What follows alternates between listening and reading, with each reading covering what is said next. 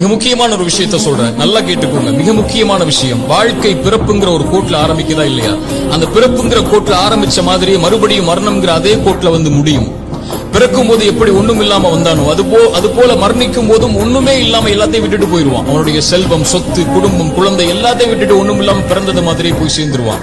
அப்ப எதுக்கு இந்த வாழ்க்கை, எதுக்கு இவ்வளவு பெரிய போராட்டம்னு கேட்கக்கூடியவங்களுக்கு இறைத்தூதர் இந்த 3 செயல்களை நீங்க உலகத்துல வாழும் போதே விதை போடுங்கன்னு சொன்னாங்க. அது பின்னால நீங்க அறுவடை செய்வீங்க. நீங்க மரணிச்சதற்கு பிறகும் உயிரோட வாழ்வீங்க அதன் காரணமான்னு சொன்னாங்க.